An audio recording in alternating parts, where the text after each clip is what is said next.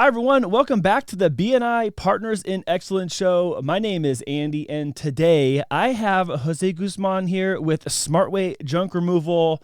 And I've actually never had a formal interview with anybody who's done junk removal. So I'm very excited to have Jose on the show today. Jose, welcome to the show. Thank you. Thank you, Anthony, for having me here. I'm really excited. I was waiting for this opportunity, and thank you for giving me the opportunity to be here. I'm so glad you're here. And, you're one of our newest members in BNI. And, there's some of us that we've been in BNI a really long time, and I cannot think of a time, and maybe I apologize if I'm forgetting, if we've ever had junk removal before. I think you're the first junk removal person we've ever had in the history of Partners in Excellence. You know what? That's good for me. So I could be the only one, and I promise you to be the best. Well, the first and favorite. Yeah. Right. The most wanted. That's right. Most wanted. So I would love to talk about your backstory, your life a little bit, and then how you got into junk removal. I don't even know, how does someone get into junk removal other than being Mark's friend? Right. And of course, a friend of Mark's is a friend of all of ours. So we're so glad that Mark invited you. But I guess let's start there. How did you end up in BNI Partners in Excellence? I will tell you. It's really easy. So Mark is my neighbor. He lives really close where I live. We live in the same. We live in Rolling Hills. Uh-huh. So once I remember he saw my trailer and he called me. I put my number and he called me. He said, "Hey, do you do this? But you also go to a little bit far from this area?" I said, "Yes." So I went to a place that he told me to go to pick up some furniture. So that was easy. So I think he really liked the commitment, saying I was responsible, and he started giving me more calls. And that was I think my second call that I had with him. He was the second person that trusts me. You see, I was so excited, wow, I think I'm gonna keep going, and yeah. And now you have a whole business. So yeah, I think from what I remember, what I was told maybe is you had the junk removal as part-time event at some point, right? Was it part-time? You know what? Yes. I still have it like that, but my goal is to be full probably this year, 100% full. So right now I have another job. I'm a technician. I work on cars. I work for BMW, Audi, and Mercedes of San Diego, Penske of San Diego. Yeah, I'm a technician. But yeah, in my free time, that's what I do. I love that. I love that because I think that there's so many stories in BNI and in entrepreneurship where people do this and then it becomes the main thing or the 100% of their time thing. So how did you even start in junk removal like that? I don't imagine that someone just goes, "Hey, I'm going to do this because it's my lifelong dream." Is this something you fell into or what? Tell me the story. No, that was a funny story. On COVID, I had the opportunity to purchase a lot. Me and my girlfriend, we purchased a lot in Jamul. So me and her, we were talking about to clean it. Because there's a lot of, it's just basically empty lot. And all my neighbors, they have beautiful, beautiful ranches. So I have to clean it. Then I told her, "Oh, you know what? I think I'm going to call junk removal." So they come and cut everything, take everything away. So when I called them, they said, "Oh, you know what? It's going to be this much." I said, "Wait a minute. How much is the trailer?" So I make the math and I said, "You know what? I'm going to buy my own trailer." So that's what I did.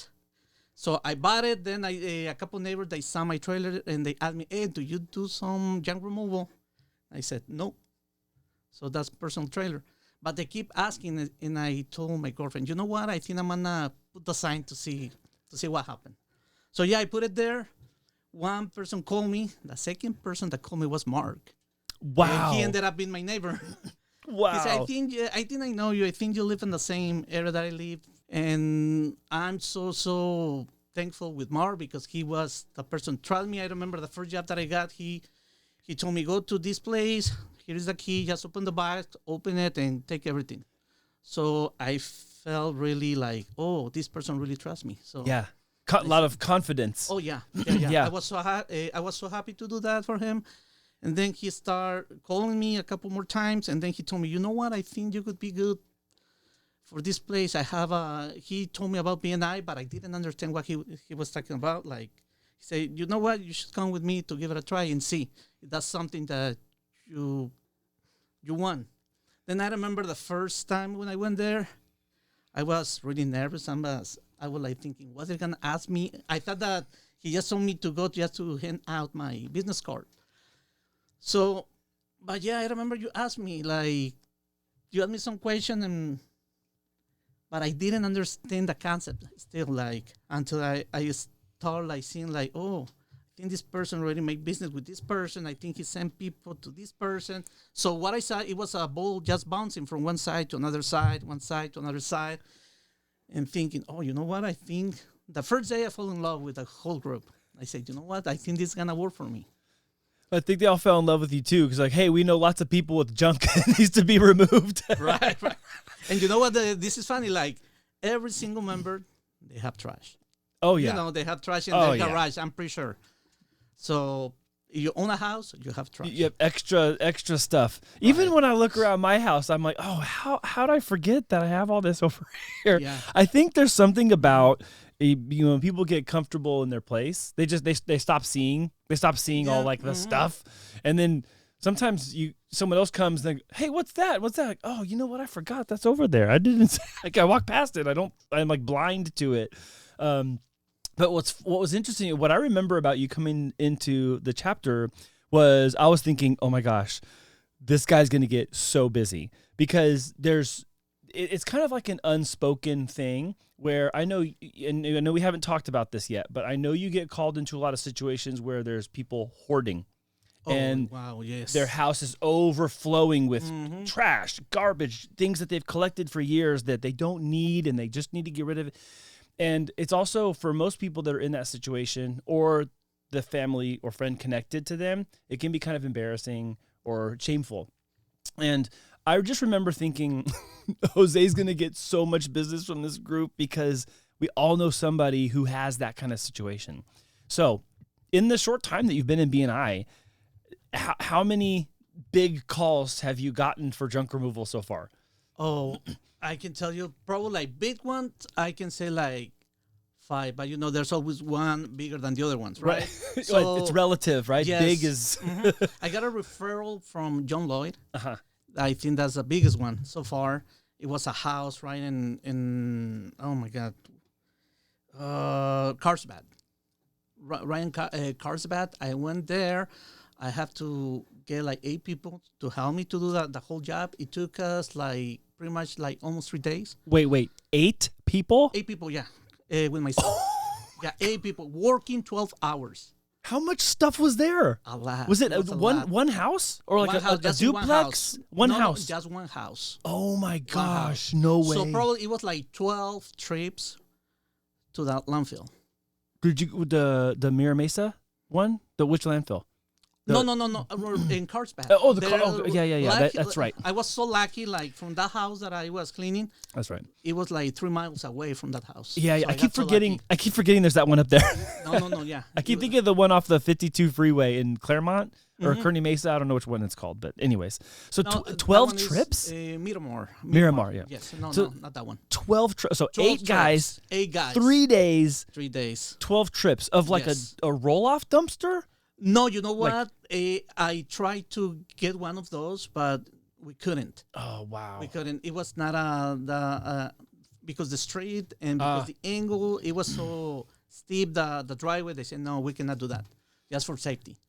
So I ended up with my trailers. So I had to bring 2 trailers there to do the job. Man, so was it one of those situations where the person had just been collecting things for a long time? Yes. But finally, I think that lady was getting some help, and she decided everything's right, so I have to let everything go. Yeah.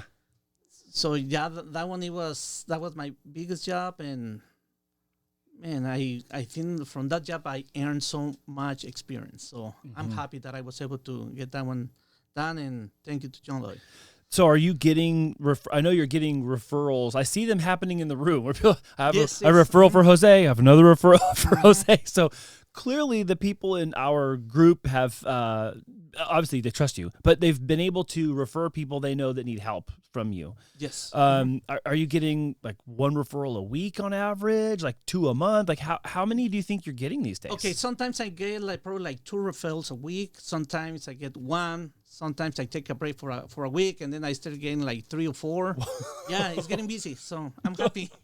So BNI really works. Wow, that's amazing. That's really amazing. What is, and I don't know if it's appropriate to say this or not, or ask this, but like, what's one of the weirdest things you've had to remove from a house? Like something that's like different. You're like, whoa, that's weird. For me, oh my God. Okay, I'm gonna have to tell you this, but on the living room there were like three big dead rats. They were all dry, so that was so weird for me. I don't know how they could live with that smell, but that was bad. Oh, so do you have to wear like the yes, the, we did. the Yes, suits? we did. Yes, and we have to wear masks. To The do that respirator? yes, but at that moment, so you get inside the house, it doesn't smell really bad until you start moving stuff. Yeah. Oh my God. Luckily, I have my mask. I have like 3 workers there. They run out. That's the kind of stories when Michael comes on and tells about pest control, he'll say it very casually, like it's no big deal. Because to him, it's like no big deal. But to me, I'm like, no, I don't want to be touching no dead rats or nothing like that. So dead rats in a living room? Yes. Like in where they were sitting and like... when you start moving the furnitures, there were a nest. Oh my God, it was it was crazy. But the funny stuff, like they were living there. Oh man! Until the day that I showed up and they had to leave. That also makes me sad, and I don't remember who I was talking to about this. I think it might have been Michael or Irune, and I was saying, it makes me sad that people live in those conditions. Like there's something else going on. No, yes. It's either emotional or mental. There's something where they don't realize the dirtiness around them and the uncleanliness, and it makes me sad for them because I just feel like, man, life can be so much better for you, and it's not, and I just wish that it were. You know what I have noticed, for the job that I have done, I have worked on hoarders. I noticed like most of them, they have lost somebody in their family, and I think it's what they try to give something, so they don't want to let it go. In most of those jobs is what I've been noticing, because when I talk to them, they always talking about the person that they lose. Like, I lose my wife passed away, or my kid. I'm like, wow. And they're just trying to hold on to anything they can, or everything that reminds them of them. Right. And, okay, I get that, because I can also see where maybe it feels like, well, if I get rid of that, I'm getting rid of them in my life. Like they physically died, but I'm like tossing away a memory of them too. I can understand that. Man, that's tragic. There's and I've kind of always known that there's a very humane component to. I know we're talking about junk removal, Jose, but like there's a humanity part to it where sometimes people are emotionally attached to these things, even though it's garbage. Yes, I'm gonna tell you something. Like, I think the first job, like hoarder job that I did, I remember like when I was done with the job, so I went with the owner of the house, the person that hired me, and I said, "Can you? So let's do like a walkthrough to see everything that I did for you." And he started collecting stuff. Oh, you know what? I think I need this, but I think he didn't even notice that he was doing that. Oh, you know what? Who's throwing away that hammer? I think it still worked. He put it in his pocket. He was taking them back. Yeah, but he didn't know. Like, it was like, just like, like inertia, like trying to start collecting without knowing. I'm like, wow. Like automatic, right? Wow. Like he was collecting, like, this. I think I can still using this, using that, and I remember like he told me. I remember that person told me, "Hey, I don't want all of this." They were like a Disney house from 1970. He said, "I don't want it anymore. Put it in your trailer." So I put in the trailer. And guess what? Next day, he forgot he told me that. he asked, "Can I get it back?" I'm like, "Ugh." Yeah. So we have to dig to give it back to him. Yeah. And at the end, he ended up throwing it away.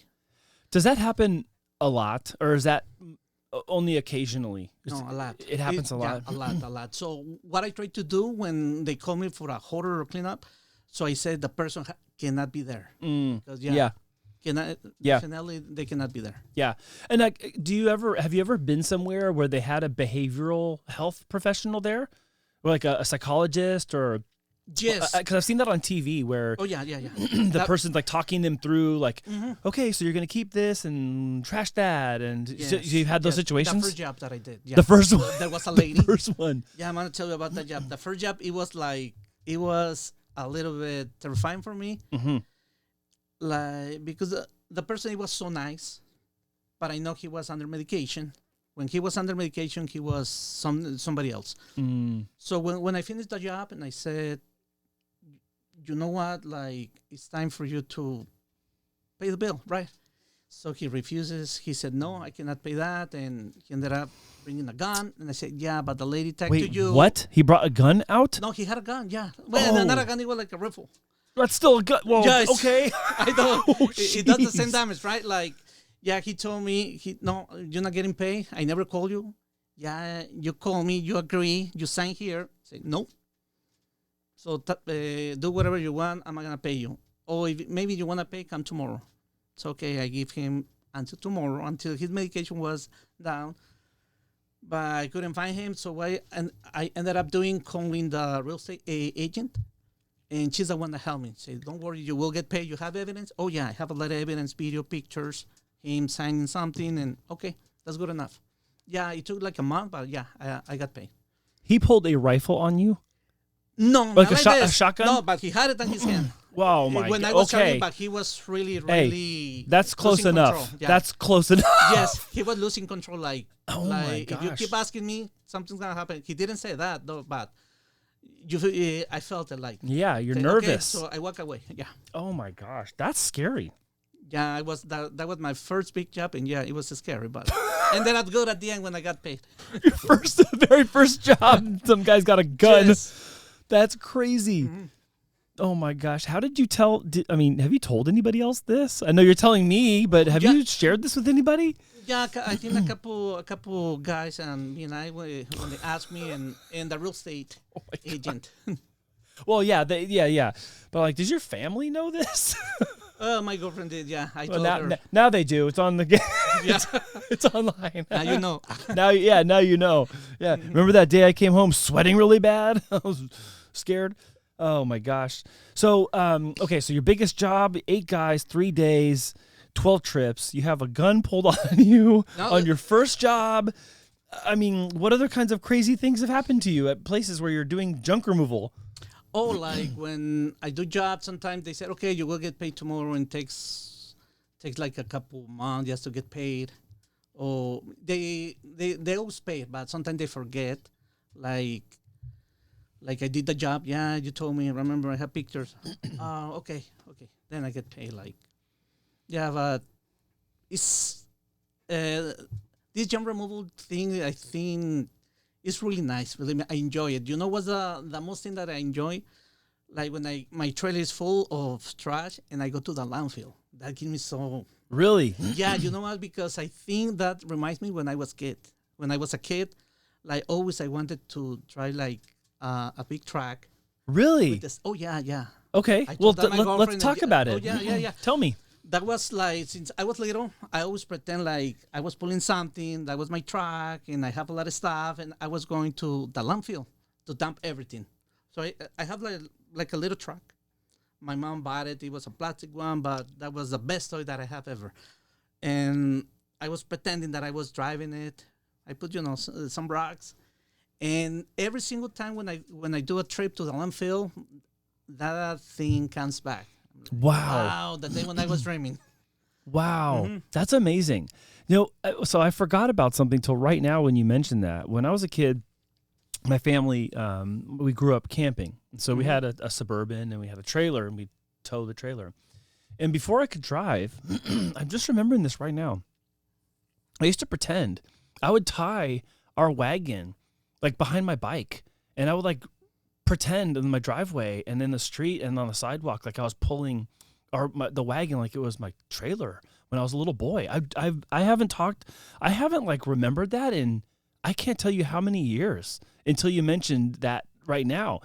And I used to take it was a red wagon with a black handle, and I would tie it or use a bungee cord to the seat on my bike, and I would pull it with my bike, and I'd just drive around or ride my bike around for hours like that. I totally forgot that. Wow, I didn't know. Like I'm like trying not to cry. Like I didn't know. Oh man, I didn't know it was gonna come up today. Wow, that's a special memory. I didn't. I guess sometimes as when we're kids, we well, I know we do this. We mimic or copy our heroes. Like my dad was my hero, and man, I guess I didn't realize that's what I was doing at the time. I thought I was playing, but like now I look back and I go, oh my gosh, I was doing that because my dad. That was my dad. Yeah, that's so. Is that why you did it too? Was it your dad? Like, did your dad have a job like that or something? Or no, I wish my dad had something like that. So yeah, so no, I think it was I come from a family that we didn't have a lot when I was young, and I remember like when my mom gave me the toy. That was for me. That was my treasure. I think I kept it like for so long. Maybe at an age 12, I still was playing with it. Yes, I was just hiding so no one sees me, so nobody makes fun of me playing with that thing. But I think from where I got that idea, I think because when the trash collectors they passed by my neighborhood, and I saw them driving the big trucks and. When they moved, the little handle just for everything to start smashing the trash and everything. And I said, oh, I wish I can do that one day. So I'm doing it a different way, though, but I still get the same satisfaction. Wow, that's amazing. So when did you realize that when you like made your first dump run that you had accomplished this like dream of yours? Did in the moment when you were dumping your trailer, did you realize, oh my gosh, I'm doing the thing I was dreaming of? I'm going to tell you something. I think I told my girlfriend, like, when the first trip that I did to the landfill, and I felt I have some chills, I started crying. That's amazing. Yeah, because I feel like, oh, my God, I think that I'm playing. It felt like I was playing when I was little. This is so fascinating. Yes. This is fascinating. Okay, and I have to apologize because I think earlier when we just started this show, I was like, I don't think anyone grows up thinking that they're going to be a junk removal, and you did. Like I said that because as we're adults, most people as a kid don't pretend to be a realtor or pretend to be a loan officer like Mark or an insurance person like Ramses. We don't play insurance. And then we end up in these careers because we choose in college or high school or somewhere we choose a career path. And what's funny is that most people end up in careers that their childhood wasn't part of their childhood. Everyone, I want to be a doctor, an astronaut, a professional athlete, a race car driver, something else. But there's something so unique and special that you were playing this as a kid, and now you're doing this as an adult. I feel like that's I'm amazing. When I'm doing that. That is so cool. Have fun, so I think the most important thing is when you're doing something and you enjoy it. I think that's the best. The best part of something. And I think, and I mean, I don't know. Do other people act surprised when they see how satisfied you are? Like how happy junk removal makes you? They go, that's really weird, or that's cool. Like how do people react? I think they love it too. Like because they see my excitement when I'm doing the job, and then I always end up with a big smile. Hey, what do you think? Yeah. And something that I like to see their face. Oh my God, I'm getting back that space that it was covered with a lot of junk. That's also the best part. Too. A really happy customer. A lot of gratification and them in helping them get their space back or their some control of their life back. Yeah. Sometimes they say, "Hey, you look more happy than me." Like I say, "Yeah, because I see I'm doing something that is gonna bring you happiness." So, I am more happy than you. Yes. That's amazing. So, oh gosh, this is so neat. I love this. This is why I love this show. I didn't know when I started this what was going to happen. Like what's going to happen with this show, with all of our friends that we meet with in BNI. But man, it's been so fun learning all these stories. And again, like I'm so surprised because, you know, I made the wrong assumption. Like, oh yeah, no one as a kid pretends to be a junk removal guy. And then you're like, no, hold on. Believe me, believe me, I don't think that I'm the only person that feels that. But that's so cool because, you know, a lot of, you know, I think people get into business, they just want to make money, right? And that's fine. There's a case for that. But also doing something you love and like really enjoying it and bringing customer service like you're talking about, but also doing something of pulling a trailer and going, oh, I've dreamed about this. Like there's a lot of reward in that. So it's like that saying, you know, when you love what you do, you never work a day in your life. Right. So even though it's hard work, do you ever feel like it's work or do you just feel like you're playing? Yeah. It's like I'm playing basically. I love it. I love when I get paid. But like I said, the best thing that I love is going to the landfill. Yeah, going to the landfill. I love it, yeah. That's so fun.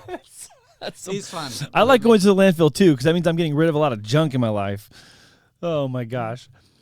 So what do you envision the future being for SmartWay? What is it you want to see happen? Because you obviously love doing the work part. And, you know, not everybody who owns a company does the work as well. So what do you see as the future for your business? I want to keep growing. I want to have probably like in a couple years, probably like maybe 4 full workers working for me, and I have from 3 to 5 trailers. Wow, that's my goal. Wow, that's awesome. And not only trailer, like, you know, I don't know if you have seen like the little trucks, you know, the little trucks. That's my goal. Yeah, that's a very healthy goal, and I mean you can totally get there because I don't know that there's a lot of junk removal in BNI, even in San Diego. So even if people who are not in our chapter, but you're in BNI and you don't have a junk removal person in your chapter, we do, and you can talk to Jose. The best in San Diego. Yeah, the best in San Diego. Wow. So yeah, if you happen to be in BNI in San Diego and you're not in our chapter, but you need junk removal, you're gonna actually find Jose's contact information in the description box of this video. You'll find his email address. Do you want me to put your phone number in the description as well? Yes. Okay. So you're gonna find his phone number below, and you're gonna find his email if you need to call him or contact him. He's a great resource and obviously loves what he's doing. So he's going to go and serve your clients with the attitude of giver's gain as well, just like you do when you're servicing your clients. So that's going to be fantastic. I hope someone else in San Diego connects with you and uses your services. So I think it's fascinating. Please. If you want to get it done right, the smart way is the best way. Do it the smart way. Yeah, the smart way, right. The first way. Time. So, okay, hold on. I want to go back to the Jamul thing. Okay. Because I have a big heart for Jamul, and you don't know that. Oh, yes. Tell me. Yeah. So I grew up here in Bonita, and I live here. But my wife and I really want to get out to Jamul, and I'm out there looking at property and looking at land. All this. Yeah. Just come on, man. Look at I got my boots on. Oh wow. Yes. I'm ready to go. Jamul person. Every day. I love being outdoors.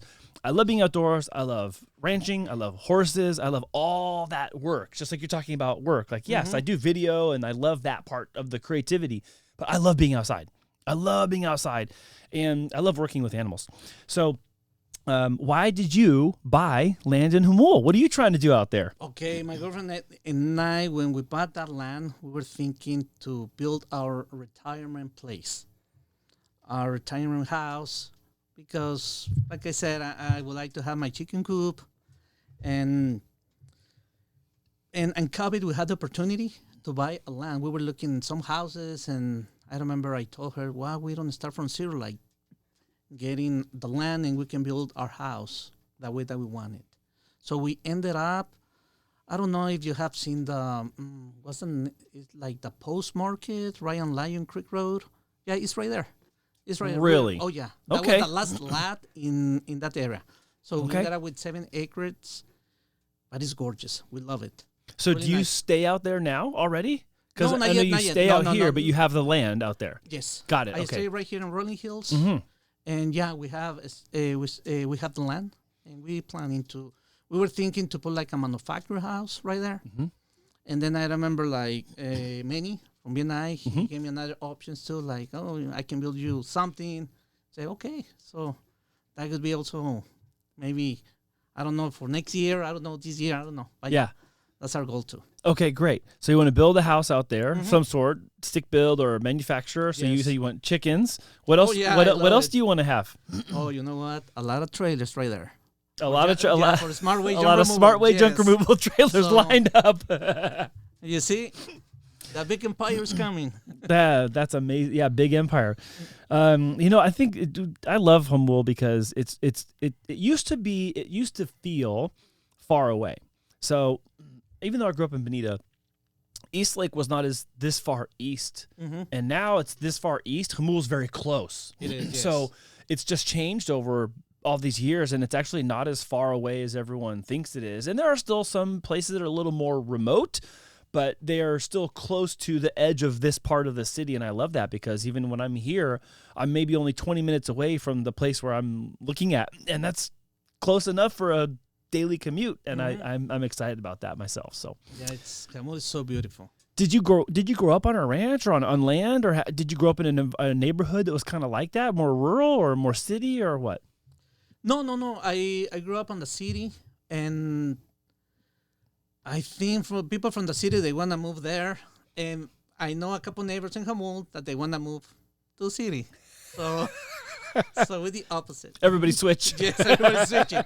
Yeah. If we do that, I think that could be our last jump. Yeah. And we want to be in Humboldt. Yeah. Once I go there, I've told my wife, we want to go there and we want to stay there. I don't, I've lived here my whole life and I don't want to, I'm ready to be out there. Where did you grow up? Guadalajara. Yes, oh, okay. Guadalajara. Okay. All right. And then when did you end up coming to the States? I got here in San Diego in 2005. Okay, so wow, 20 years. Yes. Wow, congratulations. Yeah, thank you. Congratulations. Did you come here for school or for work or? No, I think for a better life. For a better life. Yes. Okay. All right. Yeah. Did you have a lot of siblings growing up, brothers and sisters, or? Yes, I have. There were 6 of us. My youngest sister passed away in COVID, and I have my oldest brother and 4 sisters left. Yeah. Your oldest brother. So you're number 2? 3. You're number 3. Yes. Okay. So your oldest brother, and then you lost a sister. I'm very sorry to hear that. I'm sorry to hear that. Yeah.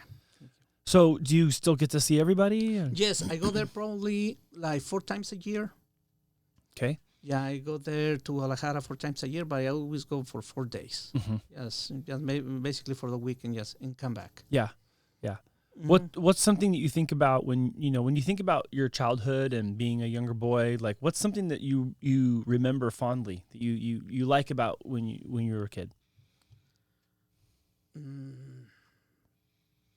A lot of things, like playing with my friends. Like, I really miss my neighborhood.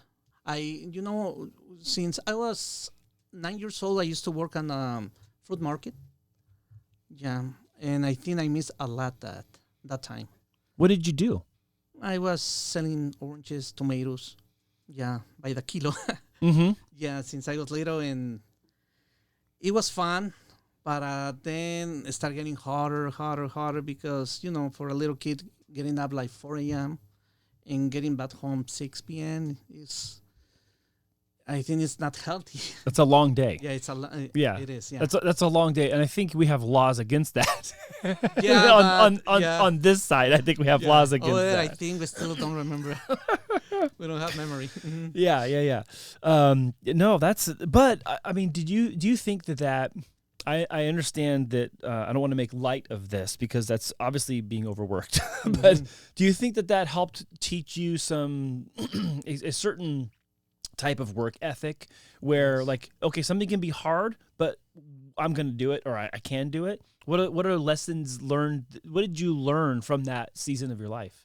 Oh, I learned a lot of things. I learned to be a better person, believe me, and I learned how to earn my own money. I learned how to earn, to build my own future, and the best thing, I think, I learned how to be a really human being, I guess. And is that because of your interaction with people or your interaction with the owners? Yes. Or No, because you see, when you working on a really early age, you run into a lot of paths, and you have to choose which path you want to pick. Like, you want to go that way that you will end up in jail. You want to pick this path that you will end up in somebody, or you want to be that person that is the one that stays home just on the couch, you see? And I guess I'm pretty sure I picked the right way.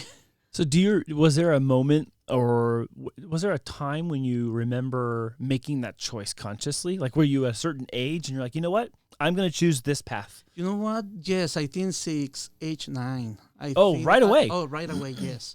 Because I saw a lot of kids my age. Yeah, they went to body stuff. They were stealing, using drugs. And I said, I don't want to end up like that. Then I saw people 20 years old getting in trouble, thinking, oh, I don't want to end up like that too. And just working, and also my mom, she's the one that showed me the right way, like how to be a better person, how to be a really good citizen. So follow this path, and you will end up you will end up with a really good work and a really good family. That's awesome. My I think both sides of my family, we come from a long line of people who worked very hard, and my wife's family, they also worked very hard. Up the generations. Her family on her dad's side, they were immigrants, and they came into the United States, and they just worked really hard. I want to say her grandmother, she did laundry and folding service for like 40 or 50 years. Wow. And she was just doing like like private laundered service and folding service, and she did it every day, and she just kept at it. But that work ethic became something that like everyone else adopted, and that they ultimately benefit from, because you see someone demonstrating it in front of you who you care about and you respect, and they set that kind of that path for you. Did your mom work really hard too, or was she more like making sure that you all had your life going in the right direction? She was a really good worker. Like, that's bad. Like in my country, it's really hard for a mom, like especially when she had like 6 kids, to find a job. So basically, she was just trying to help like people doing exactly the same thing, like trying to folding clothing, holding my stepdad too, and trying to look ways how to earn the money for us to provide. Yeah. Mm-hmm. Yeah. That seems to be a very common. It's common among a lot of the people that I know down here, whose family either came from Mexico, or even still some of them live in Mexico still to this day. I mean, hard work is definitely it's a cultural element, but it's also a family like people take pride in their work and everything they do. Yeah, but you know what? Something that I have to tell you, like my mom never pushed me like to get a job. I'm the one that took the initiative to find a job. Like I said, I think in the house we need a lot of help, so let me help. Wow! So at 9, yes. You're like, I need to go help, and so that's what led you to go get a job. Yeah. I remember like how I got the job. There was like there was a place, like a store that sold a lot of boxes of tomato. Mostly those tomatoes, they come to the U.S. I remember I started like going there, like getting the broom, start sweeping the floor. So at the end of the day, I ended up with a little scale and selling them. They gave me the job. They said, okay, keep going. That's how I got it, yeah. No way. Yes. You just went and started doing work. Yeah, but that was my goal. So I remember when I left the house and I said, I'm going to get the job. And I was just like moving like one step by step. So I grabbed the broom, sweeping the floor. Nobody told me to do it, but I ended up, then I saw another guy putting some tomatoes on the back. And I grabbed one, I throw it. He didn't say anything, so I grabbed 2, then 3, and I said, give me the bag. I do it myself. That's how I got it, yeah. How long did you have this job?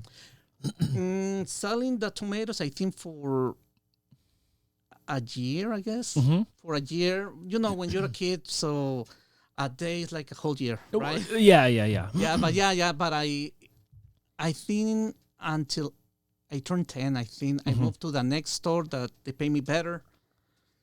Yeah, then I stayed there for a little while. So once you were 9, you just started working and you just kept working? Did you ever stop working? No, never. No, so you've been working ever since you're 9 years old. Yes, and wow. And you know what? The funny stuff, like, because that I didn't finish school.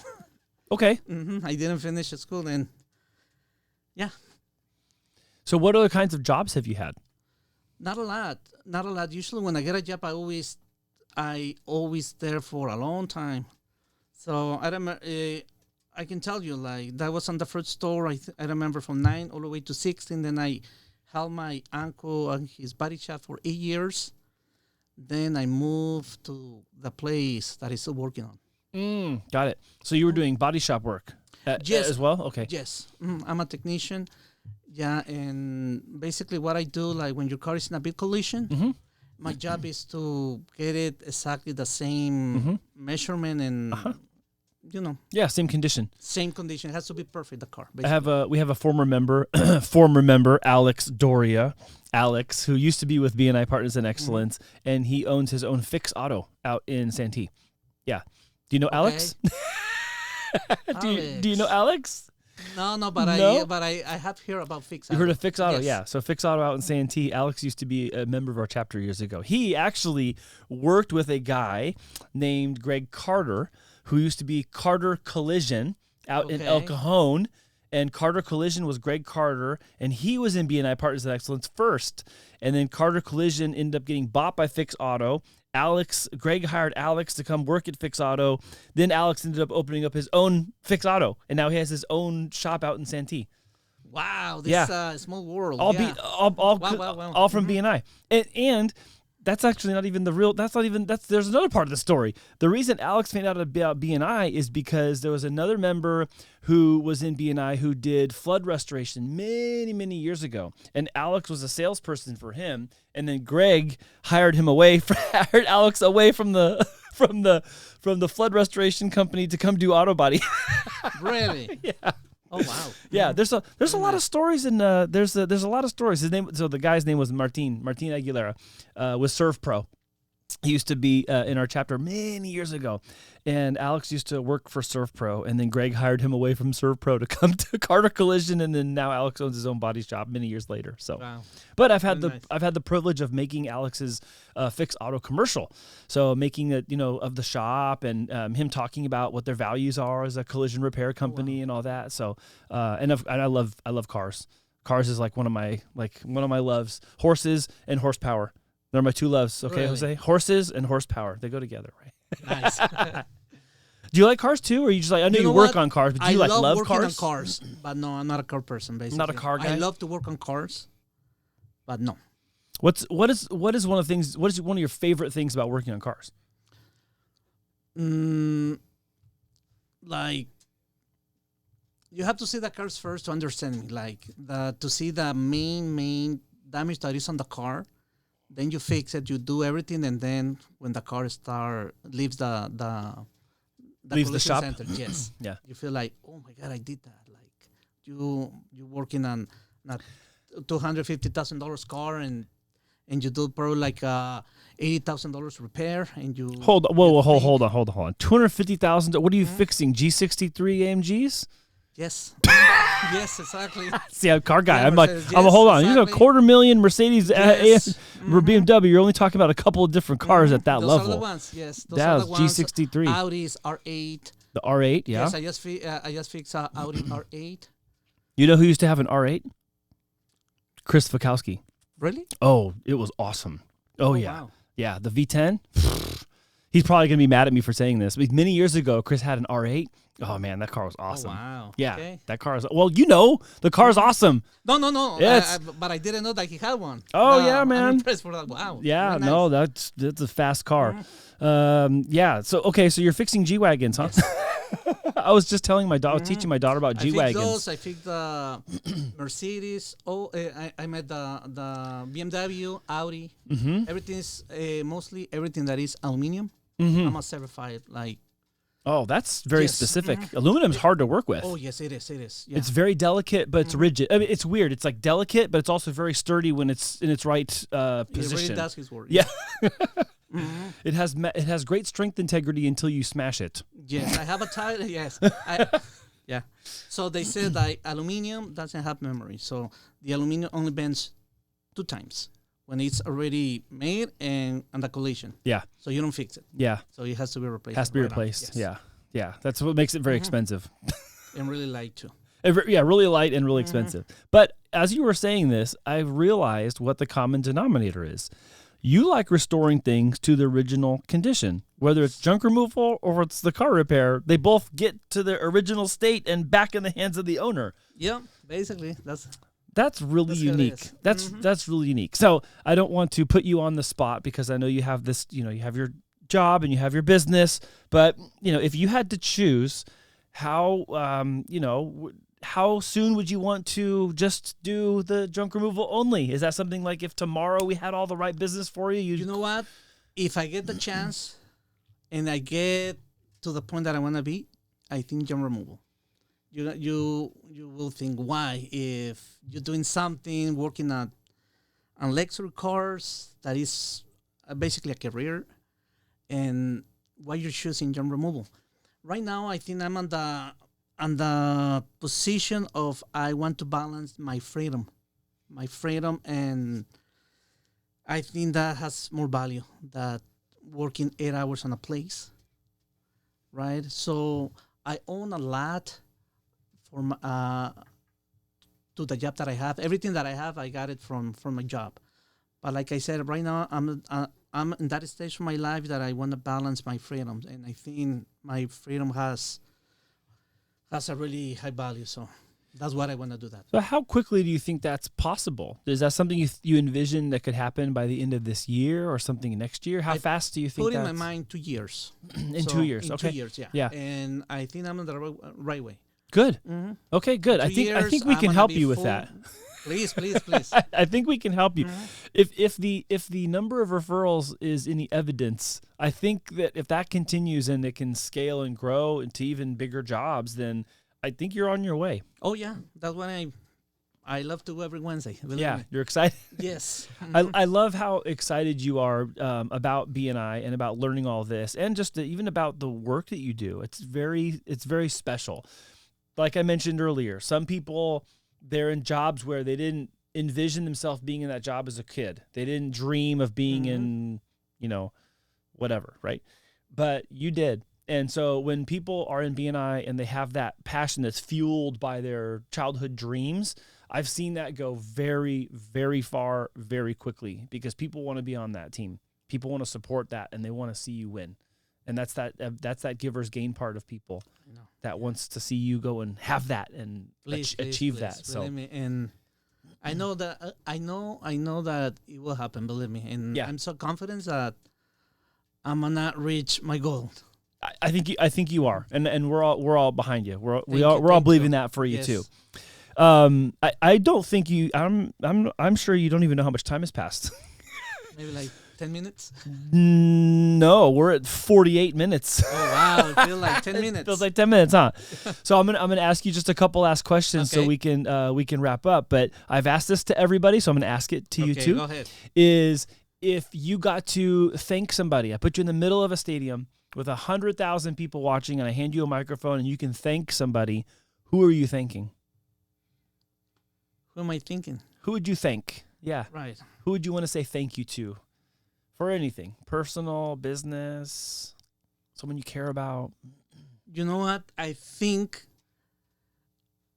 I will thank my girlfriend because she supports me. Believe me, I will thank just one, or I can take a couple. Well, yeah, I know it's a hard question. Everybody has a whole list of people they can thank. That's already a given. You can obviously say whoever you want to say thank you to. You can list as many people as you like.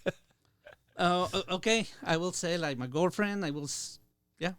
She's the one that believes in me, and that really gives me a lot of drive. Like, she always say, do it. She always support me, and yeah, she always, instead of cutting my wings, she's like trying to put some water so my wings start growing. Like that's yeah. Excellent. So big cheerleader, huh? Yes. Always supporting you, always has your back. Oh yeah. That's always. amazing. Good for you. And then dead or alive, who would you want to have a meal with? Who'd you want to sit down and talk to and learn from? Whether they're living or if they've passed. My mom. Tell me about that. Mm-hmm. What do you want to talk about? My mom. Yeah. What would you want to sit and talk to her about nowadays? I think that I will tell her thank you for the child myself, like the way that she taught me to do things, like when I remember when she told me, like, this is your option, which way you want to go.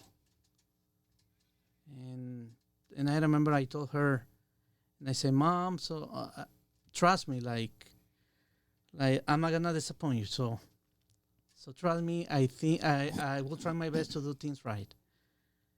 And I remember she said, like, I trust you. I think you're gonna do it. Yeah, that would be the person. That's outstanding. Mm-hmm. I am, man, I have been so pleasantly surprised. Well, first of all, I have to say, now that we've done this, you have nothing to worry about coming on to do this interview and to do this show. I know that it can be intimidating with, the cameras and the lights. And I know that we talked about, language a little bit too, because my Spanish is very poor. No, you're good. I hear you talking like really when bad. I got here. But I really want to tell you how proud I am that you came and that you chased me down the other day. You're like, hey, Andy, I need to come on the show. And I was like, yes. I thought they would say, no, not yet. Wait. No. I want everybody. So I was so excited when you came up to me. I was like, oh, we're going to do this as fast as possible, as soon as possible. And I've learned so much today. Thank you for I didn't know about, look, every single time someone comes here, there's something happens that I didn't know was going to happen, make me emotional or make me remember something. And, you mentioning, having, pretending to dump when you were a kid, dump junk and trash and looking at the trash men, pulling the levers and watching that. It reminded me that, like, I did the same thing watching my dad pull a trailer on vacation. And I hooked my little wagon to my bike. Like, I forgot about that. Like, that's very special to me. I'm going to call my dad. We got to go, guys. I got to go call my dad and tell him how much I love him, okay? You see? That's special to me. And there's a lot of people behind those memories, right? Yeah. And you didn't know that was something that would strike a chord with me, and I didn't know you were going to say it. So that's what makes this so unique and so special, is that things come up that remind us or reinforce these really, really critical moments in our life that have happened, that have helped us become the people that we are today. And I'm so grateful for you to come on and to talk about that. I'm so grateful for the opportunity. Yeah. I'm happy. So you guys know more about me, and you see, that was a big chance for me to tell you something about me. Yeah. No, you did fantastic. Hey, listen, everybody. I don't care how new you are to BNI. Jose's put the line in the sand. He's like, hey, new member, you better come on this show and do your interview and get your time on set. So, Jose, thank you so much for coming here today. I'm so grateful to have you in our chapter, and I cannot wait for the day where you are doing junk removal all day, every day.